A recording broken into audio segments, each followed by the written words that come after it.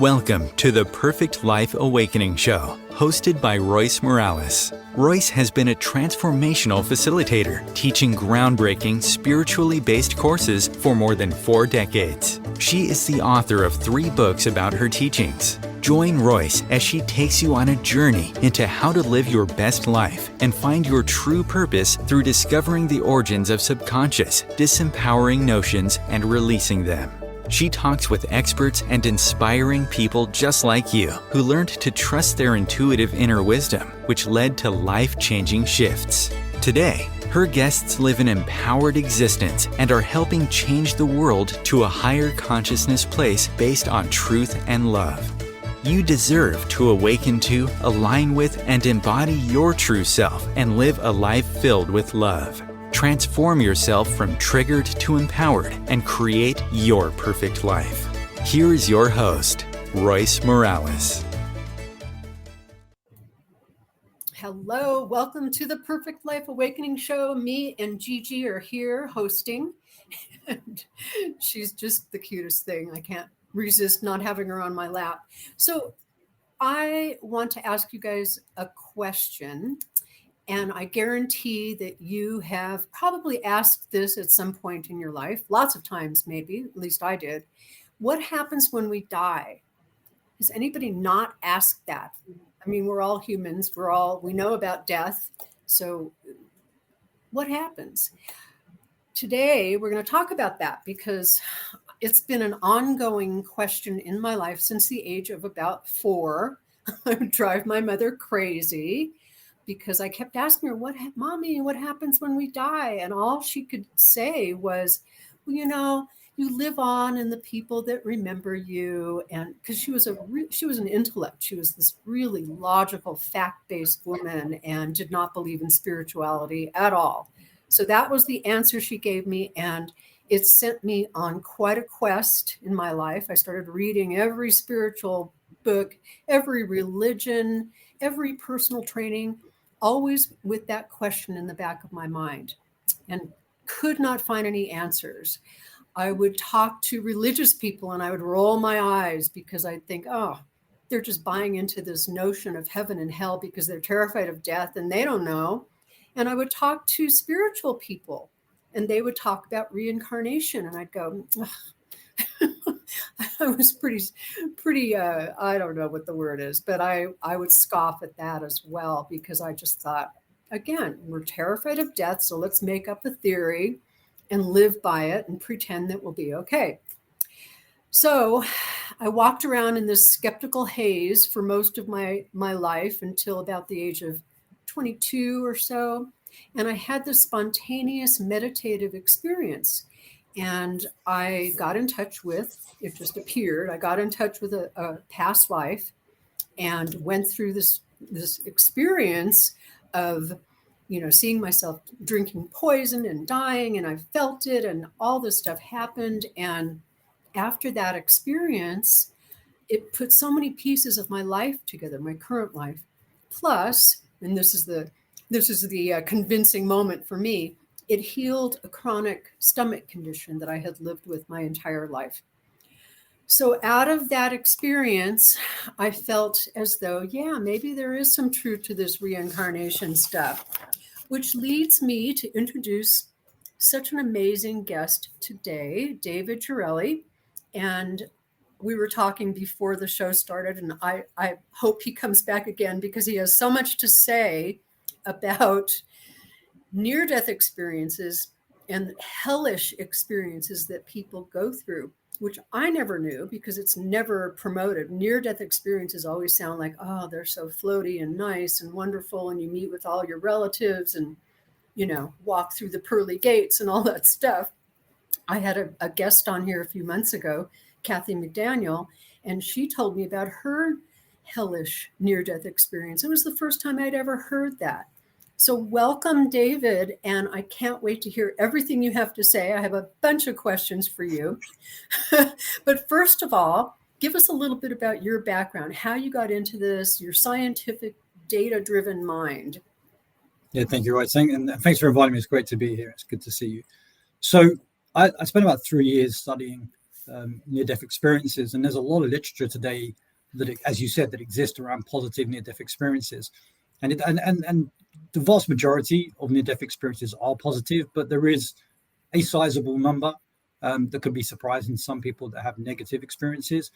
It's interesting you mentioned that you had a chronic stomach condition. So actually, that's one of the things that got me into near-death experiences.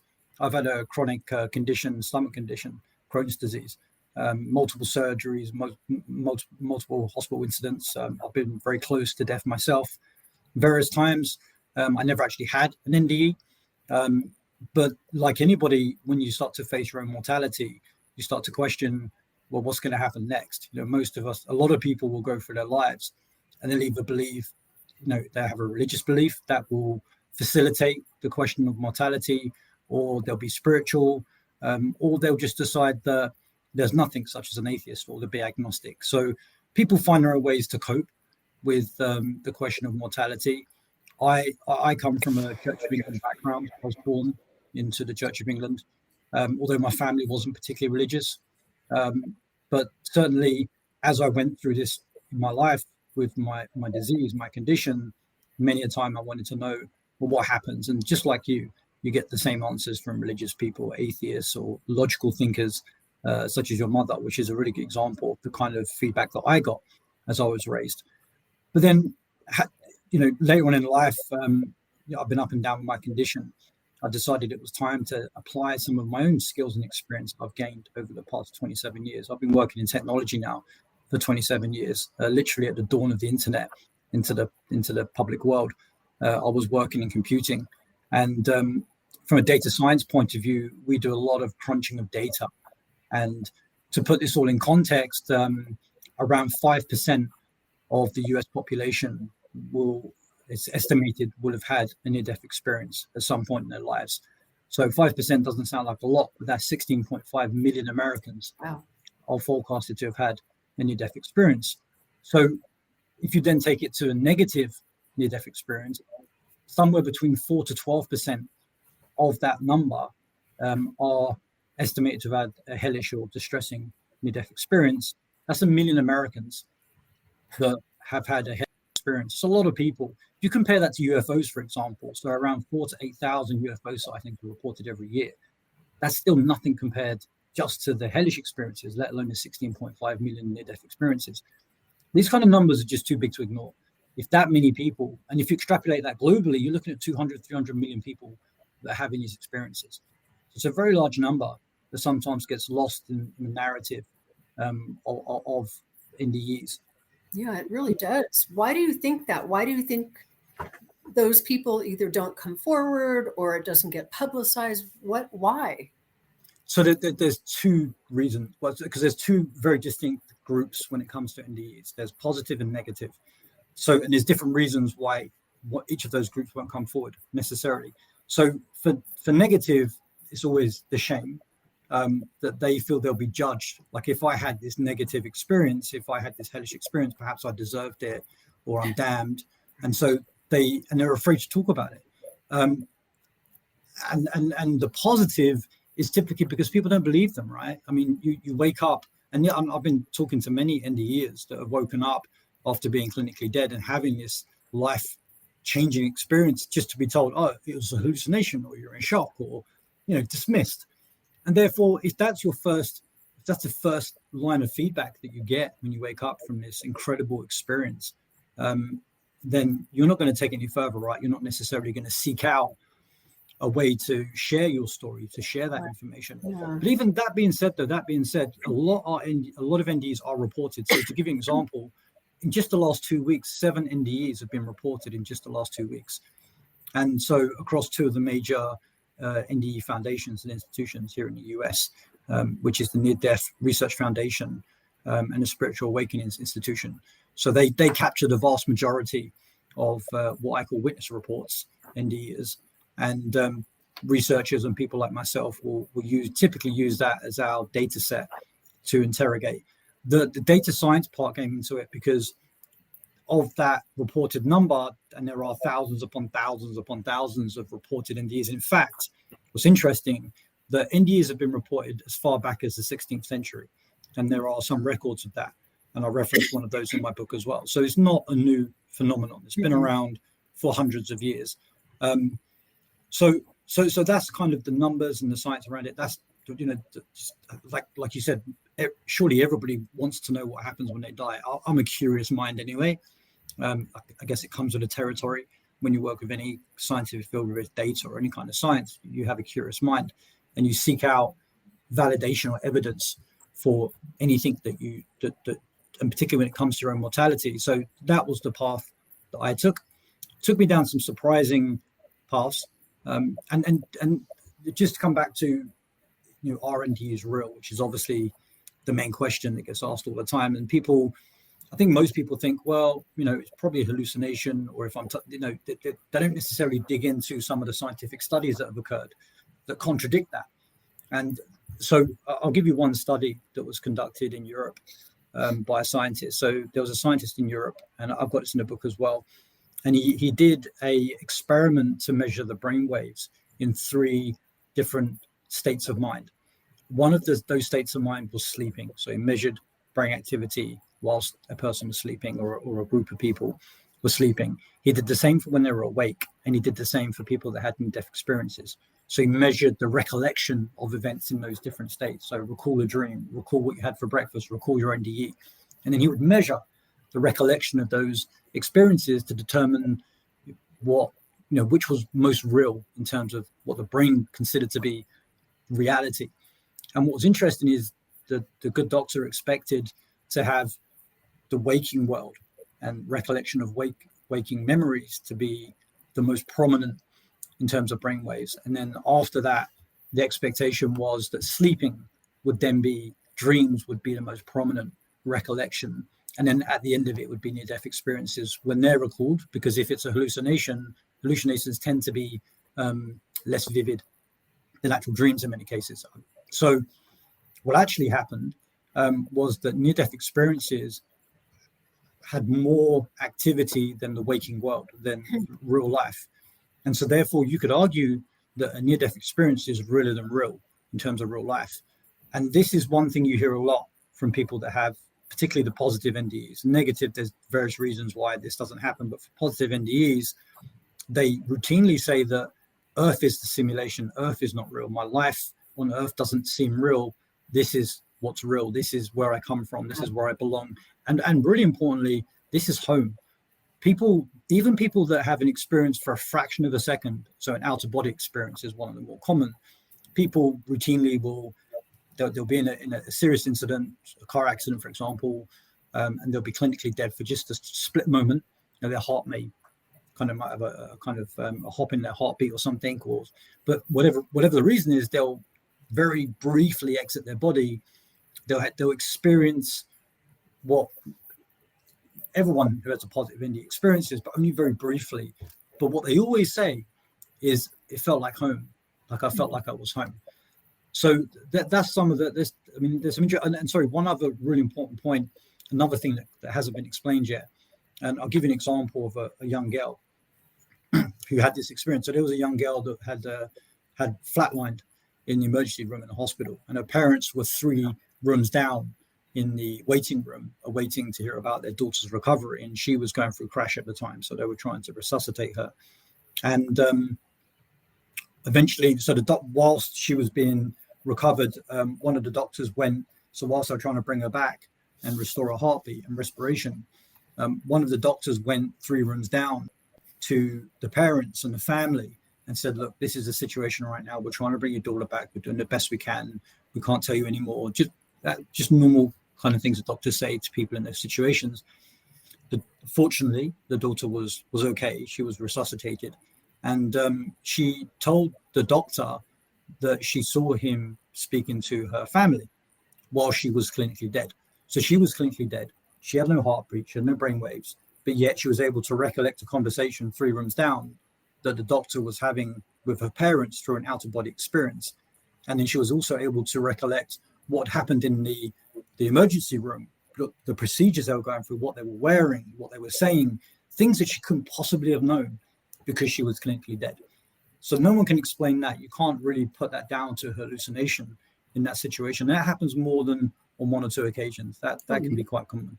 And so there's some very compelling evidence, and that was enough for me, to be honest, when I saw some of these studies, and other studies continue.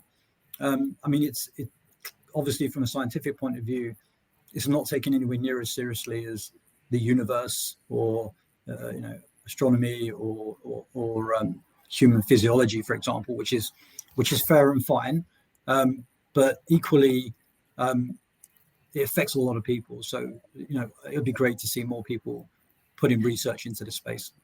Yeah. I have so many questions, I don't even know where to start. I'm looking at my notes here. Which one jumps out at me? So tell us why, or tell us why some people have these hellish experiences. What is it about? Is it the standard religious explanation that they've sinned or they're a bad human? What have you noticed statistically in terms of why certain people have these experiences? Okay, so first to dispel that sinner goes to hell. I don't say dispel it, but this is based on, I mean, I'm not criticizing religion, but based on the research, this is what the research tells us. There's no correlation between how you live your life as to whether you go to heaven or hell. There's no correlation. Well, there is one correlation, which I'll come to. But for example, people say in most religions, if you commit suicide, you definitely go to hell, right? This is and most, even non-religious people believe, not necessarily non-religious, but people who aren't practicing religious believe that, but if you commit suicide, you absolutely go to hell. Well, actually, statistically, 50% of people go to hell that commit suicide or attempt suicide. And it's the same in all other areas as well. 50% of good people go to have these hellish experiences, or 50% of bad people have these hellish experiences. There's no correlation as to how you conduct your life as to whether you go to hell or not, which can be very confusing. And I mean, obviously, it's a lot to explain in a short space of time, but I'll try my best. So when we're born, we arrive in this world clean, right? We have no negativity whatsoever. We arrive on Earth and we're happy, and we haven't been influenced or had any struggles or pain or suffering at that point, in most cases. And so as we travel through our lives, we start to pick up negativity. And if you think of, there's this concept called the law of attraction. Positive attracts positive, negative attracts negative.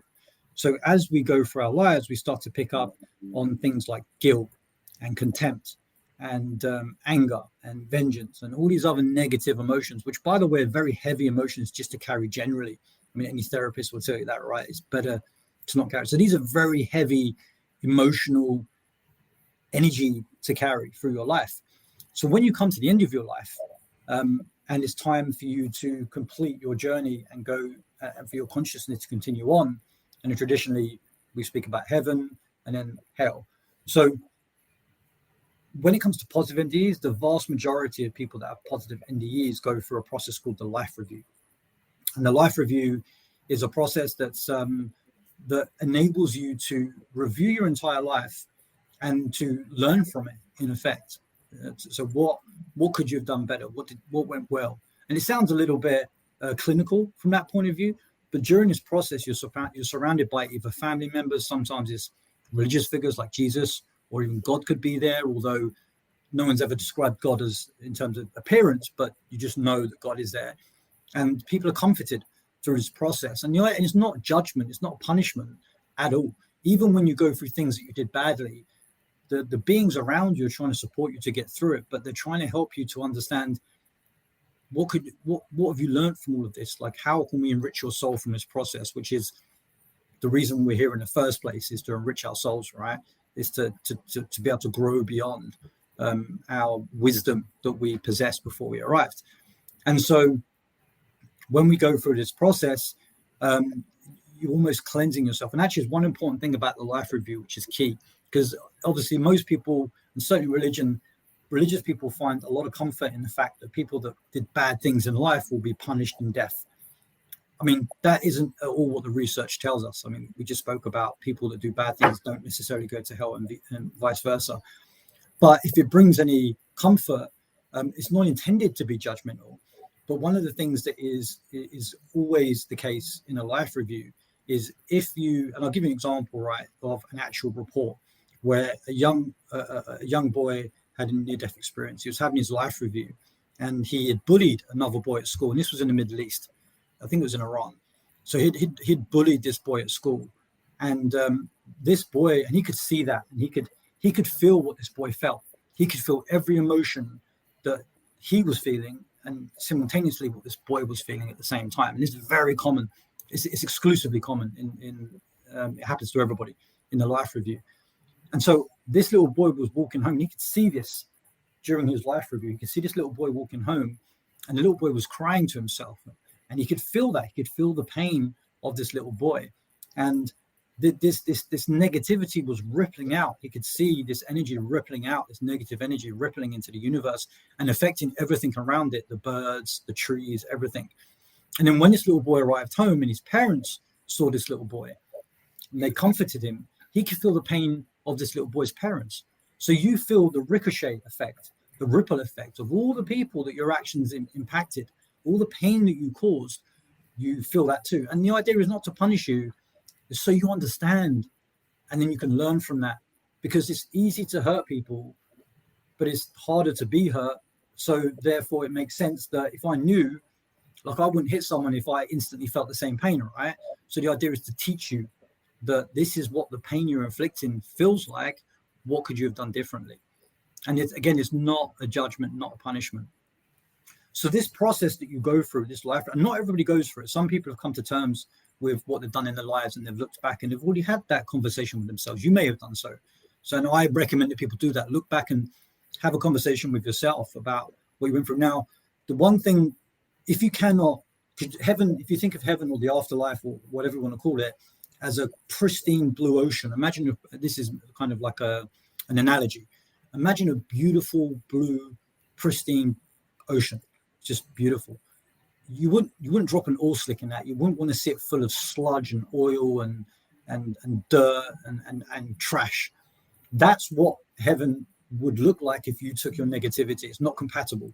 Negative, that it doesn't exist in heaven now. It never existed in heaven, and it cannot exist in heaven in the future, because it's a positive place full of love, and there's a name for that love.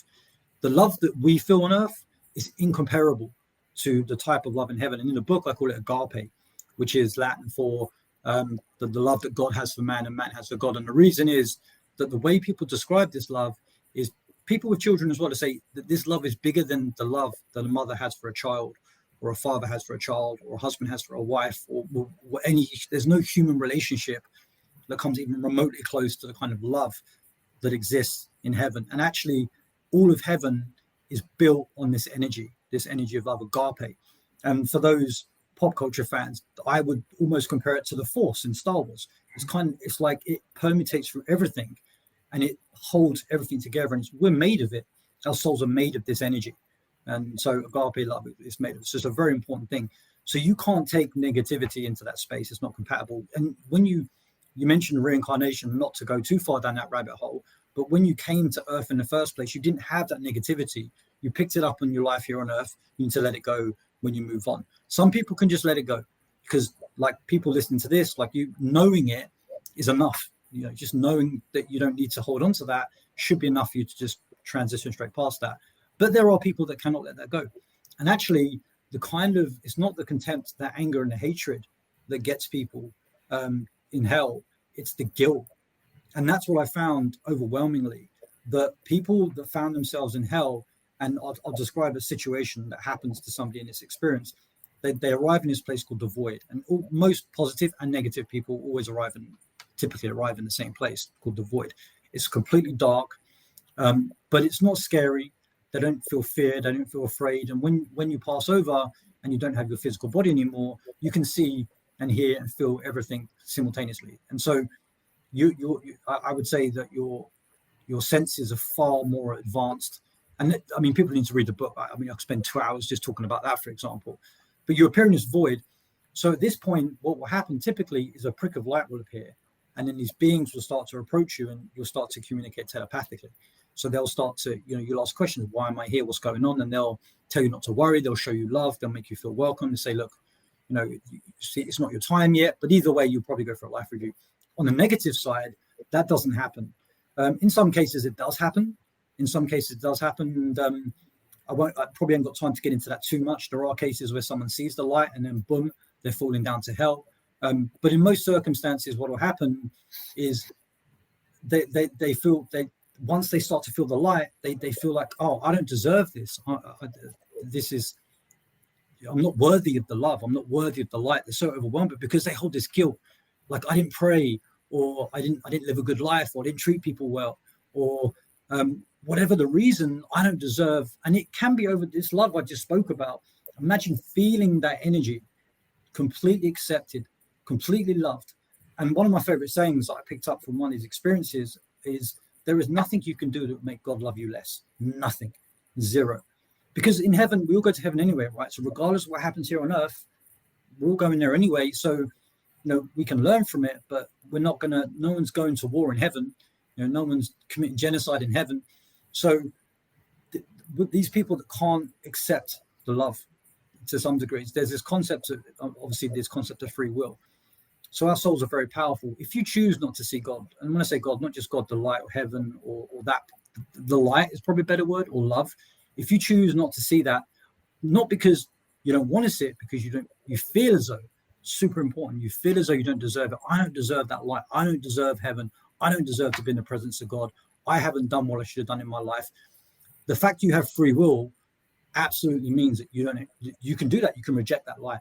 You can choose. And actually in Catholicism, there is a concept of this in Catholic teachings, this concept of blocking out God through choice. But you don't mean to do it that way, right? It's just the fact that you just feel guilt. And so the question is, where does that negativity go? You can't shed it at that point, right? You're not accepting that you're only human when you were here, and you can forgive yourself. It's okay. You can love yourself and you can move on. But if you can't do that, that negativity can't go into heaven. It's a clean, beautiful ocean on that analogy. So where is it going to go? It's going to go down. So where does all negative energy go? It goes down to negative energy. And this is where you get back to the law of attraction. Positive energy goes to heaven. You've cleansed your soul or your consciousness, whatever you want to call it, of the negativity, so you can pass on into the light. But if you can't do that, then it's really only one other place to go. So then we have this concept of what we call an egregore. So an egregore is a manifestation or a thought form. It's a collective consciousness, if you like, of all the people that make up this concept of an egregore. And the best example of an egregore that people may understand is the Second World War. If you look at the Nazis in Germany, how is it so many law-abiding, compassionate people felt it was okay to murder innocent people, 6 million innocent people? How does anybody get to that place in their mind where they think it's acceptable to murder people, including children, en masse, industrially? The answer is that it's this, everybody's thinking it, they're conditioned in this way, and it creates an egregore. And in terms of the afterlife, every time that someone goes to hell, which is this egregore, this manifestation of our pain, our suffering, our guilt, our fears, it becomes chaos, because it's all the negativity that collects in this place, which becomes hell. And again, it's not enough time to really go into huge detail. It's covered in a book, but the human soul has the ability to manifest, way more powerful than you would ever think. We have the capability to manifest as a soul. So therefore, when you go to hell, you're adding a part of yourself to this egregore, to this thought form, to this collection of souls that, and it's not intentional, but once you're there, it starts to influence you because you become part of it. It becomes part of you. And so everybody starts sharing all this negative energy. And it's no coincidence. So for example, people that have positive NDEs, they come back and they say things like, there were colors I've never seen on earth before. I can't describe the colors. I felt love. I can't describe. There's no words to describe what happens in heaven because it's heaven. But hell, people have no problem describing most of the time what they see, because the demons are what you expect. They look just like demons have been told to look like. And, there's fire and brimstone and torture and all these different things, upside down crosses and everything else. And, it's, the smell of blood and of burning flesh and sulfur, all of that exists there. But it's exactly what you would expect it to be. I don't think that's a coincidence. So I think that's the power of manifestation. I hate interrupting you, but we need to No, that's okay. And I would love for you to continue describing what people have experienced in those hellish locations. And it makes so much sense to me because this is the work that I do with people on earth so that they don't have to go to that place. So you're listening to David Gerrilli, and we will be right back with more about hell. OMTimes TV.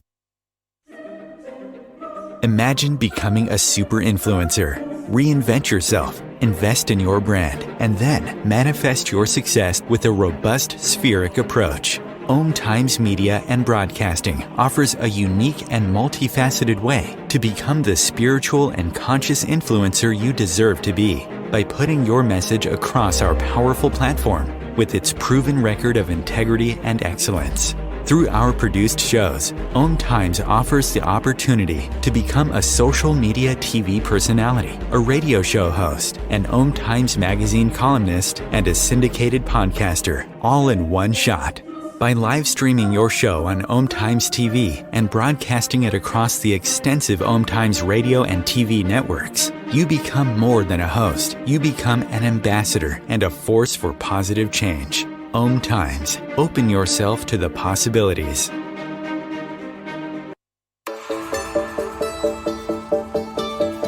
Transform your life from triggered to empowered with the Perfect Life Awakening program. Royce Morales' extraordinary, enlightening, spiritually based teachings that get to the core of subconscious underlying motivations driving your life.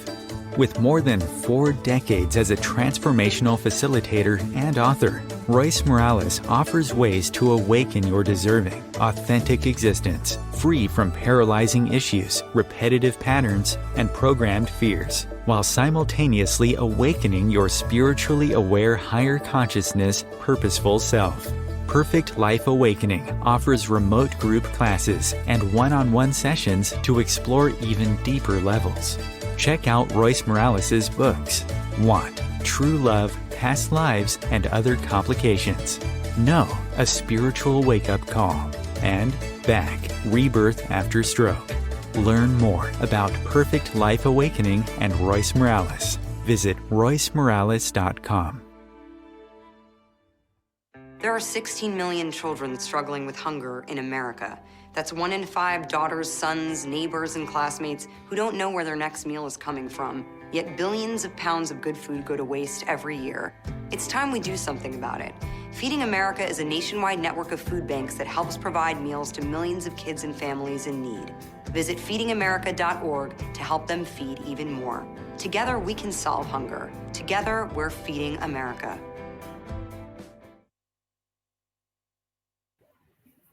Welcome back to the Perfect Life Awakening show. I'm talking today with David Gerrilli, and you were just getting into details about this hellish experience that people have. I'd love to hear more about that. Yeah, so I think it's probably good to jump to what do you do. So I think the messaging from what we spoke about, that negativity, it's ironic in some ways that the very teachings that people are given to avoid hell are the things that bring them there, right? Like, don't do it. So that the guilt that we create in people, or the society can create in people, is the very reason that people go there. And guilt is the overwhelming negative energy that we tend to see when it comes to, statistically, when you look into what people were feeling. And that was where my research, I spent most of my time researching.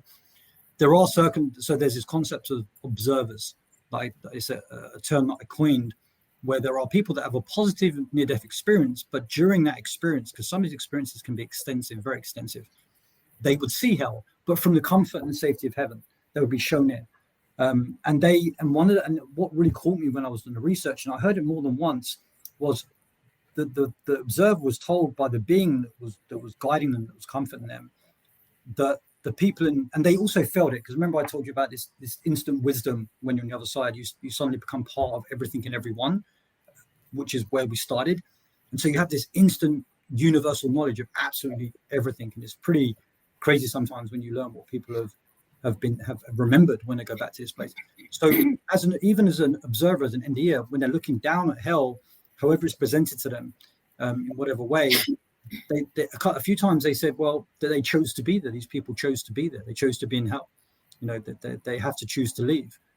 And why would anyone choose to be in hell? That doesn't make any sense. No one would choose that, right? They're not consciously choosing to be in hell, but they're closing themselves off from the light because of the pain and the guilt that they carry. When I say pain, I mean it's all guilt. Like, you have to believe that you deserve to be in heaven, and you do. Everybody does. That's where we all belong. And the only way to do that is to, we need to release ourselves. Now, again, very small percentage, 4 to 12% of all people that have NDEs are going to be distressing. So it's overwhelmingly 96% of NDEs are going to be positive, which would indicate to me that 96% of humanity will go to the light as opposed to the dark. But should we find ourselves in that situation, if we're really struggling and unable to relinquish that guilt that we carry, which, as I said, is the most common negative emotion that pulls people down.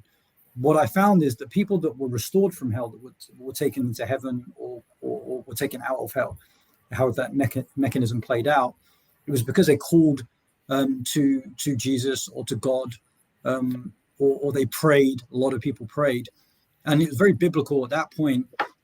Not very different. Every single experience was different, but I would call it a savior. In many a case where either they would suddenly wake up in heaven, surrounded by loved ones, being comforted and don't worry, it's over now, or they would, a beam of light, what they call God rays, would appear in the brimstone and fire and red sky, and it would come down and it would lift them into the light and take them out of hell. And actually, even when I was studying demonology in the context of hellish experiences, when negative NDEs started to talk about God and heaven, and these creatures will lie to them, they'll try and convince them this is where you belong, you deserve it, and they'll try to reinforce their guilt so they don't attempt to leave. But when people do start to pray, and it's not so much about, it's not a religious thing so much, I think it's more about, you're then, remember we said that it's turning away, you're actively saying, I don't deserve the light, therefore your free will is dictating you don't want to be there. And that answers the question from the observers that said, yeah, but they chose to be there.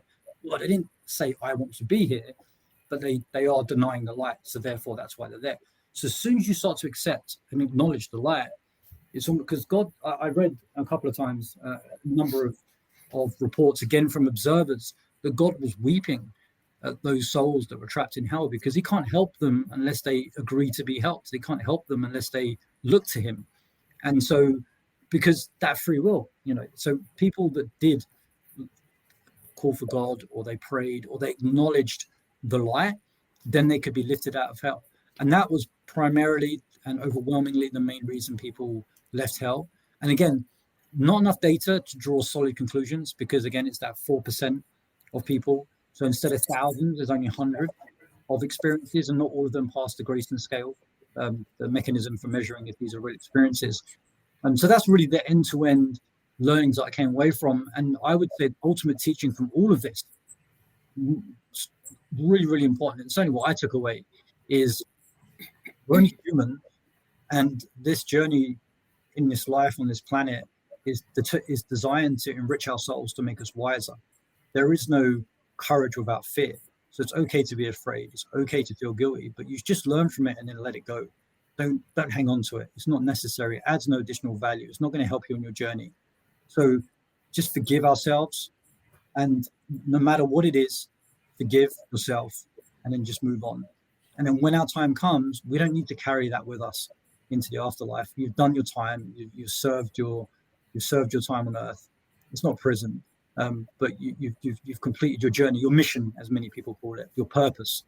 When I believe when we die, because a lot of NDEs, well, all of the NDEs actually, when they go to the afterlife, they're told they have to return. You haven't finished yet. You haven't finished your purpose. You haven't finished doing what you need to do, or your mum still needs you, your dad still needs you, your children still need you. And ultimately, it just means that you're too early. That's the whole reason why NDEs happen in the first place, because you had a set path. And again, it's a bit of a rabbit hole to get into it, but you agreed the journey that you will take and the lessons that you will learn in your life. You agreed those things. And so you need to complete that. And it's not necessarily a mapped out route to get there. it's whatever life experiences you go through, but ultimately your lessons, you'll still learn the lessons you came here for. If you don't finish those lessons, that's kind of the whole point of you being here in the first place, then you're not ready to pass over. So that's why in NDEs, they always get told you're not ready, it's not your time yet. It just means you haven't finished learning or experiencing. And also the impact you have on other lives. Like, for example, kindness goes so far. Like, you can change the world from a simple act of kindness.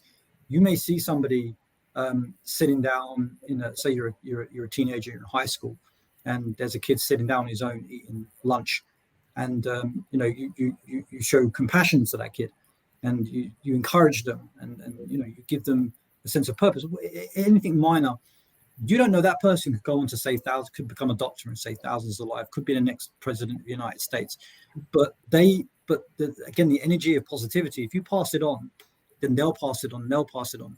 And another thing we learned about agape, this energy, is that it ripples.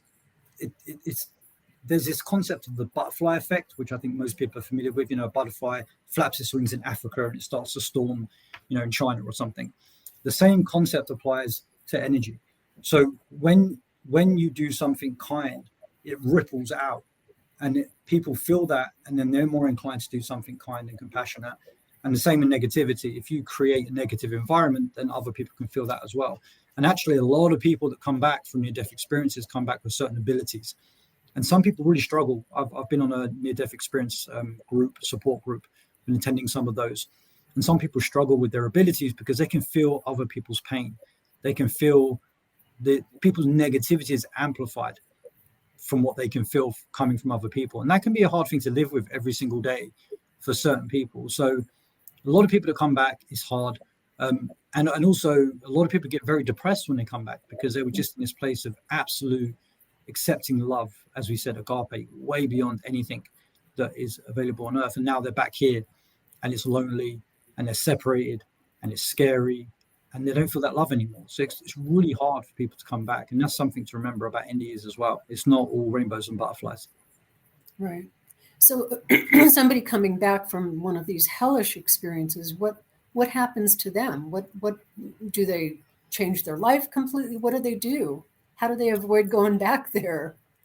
Well, most people just don't know. And this is part of the problem with data. We don't necessarily ever find out, because people report anonymously in some cases. But some people convert to religion. Buddhism is a popular religion to convert to. I would say, the most popular is Christianity. So a lot of people that had negative experience because they don't really get much information from experience, it's just chaos. Whereas someone that comes back from a positive experience is wiser. They become infinitely wiser than when they died. But for negative, you don't learn anything new. You don't gain anything valuable when you come back from that experience, unfortunately. And so there was one particular gentleman who, even when he's talking about his negative experience, he starts to struggle breathing because it's that distressing for him. I mean, it's post-traumatic stress. I mean, it's genuinely a physical traumatizing experience. So a lot of people, they won't tell anyone. I think they'll just hope that things will get better. Some people look for help. Like I've been helping a guy for some time now who had a negative experience, and we've spent maybe 12, 13 hours talking over Zoom. But we're getting to a point where we're starting to understand, like, why did this happen? And it's the same reason as everybody else. It's the guilt. And anyone that had a negative experience that's listening to this, that it doesn't mean that they're going to have another negative experience. The whole reason it happened in the first place is because of that guilt. They have to let go of that guilt. And I know I make it sound simple. I know it's not simple, but just accepting the best way I can think of releasing guilt is just to accept that you're only human and you're supposed to make mistakes, but you don't have to be punished for it. You need to learn from it. That's the most important thing. And if that lesson is, I will never do that again, then great. That's the lesson you take away from it. It may be more profound. Yeah. So a couple of things come to mind. The first thing is, when you talk about, on some level, we've chosen this experience. We've chosen to go there, heaven, hell, wherever. It's the same thing in life. Everything is chosen. We just are not conscious of what we've chosen. And so we go through these things and feel like victims. So I don't even know what my question is. Can you talk about that just a little bit?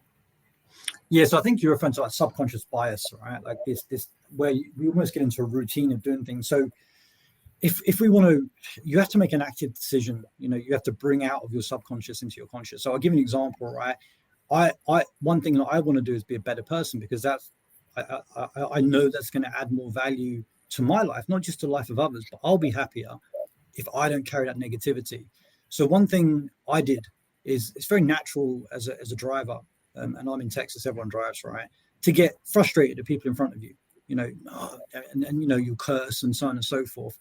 But I think sometimes we need to think about, there's a human being in that car. That could be someone's mother, someone's father. It could be your mother, your father.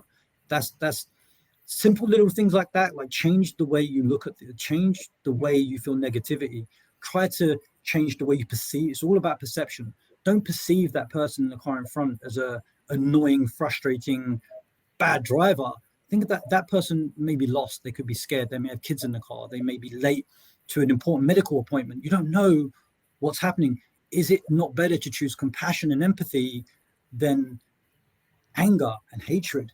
And I think that's a lesson. And I think subconsciously we are in some ways conditioned that way, that we all live in a very divisive world. And I think that the wisest among people out there are the ones that separate themselves from that. And, none of it really matters if you think about it, right? I mean, at the end of the day, even being rich, I mean, I know that this is it's certainly not my main goal in life, but for many people it is. You can't take it with you. Right. Like it's staying here when your time's up. But Yeah. that doesn't mean people shouldn't aspire to be wealthy and still grow in their lives. But there's other things that are important as well. And those other important things is being happy and compassionate and empathetic, and not because it makes other people feel better, or not only because it makes other people feel better, it'll make you feel better. You will live a much richer and happier and loving life, and love yourself more if you can do the same towards other people. So the other question that comes to mind, and we might be backtracking a little bit, because I love what you just said. It's just a positive, wonderful way to look at things, and definitely why I'm here working with people. But what about people that, let's just use Hitler as an example. Let's say Hitler, on his divine mission here, his higher consciousness mission, was to wake up the world so that we can maybe evolve to a more loving place by having 6 million people get killed. What about that? What about, maybe Hitler never felt guilty about it because he knew he was supposed to do that for the planet. What do you have to say about that? So that comes up a lot, the Hitler situation, and also I do cover that in the book actually. And the position that I approached it from wasn't so much about his purpose, but what happened to him when he died, right? Because that was my area of research. Like, did he go to hell? Big question. Like, if God didn't send Hitler to hell, then like, how could he love Hitler the same as me after what he did? So it's a fair question, obviously.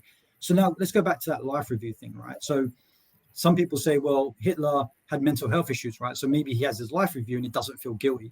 So I didn't mention, but there was a couple of cases where somebody had their life review and they couldn't finish it because they couldn't face up to the pain they'd caused. And it wasn't even that bad what they did. It was just being horrible to someone, and they couldn't experience what that person experienced.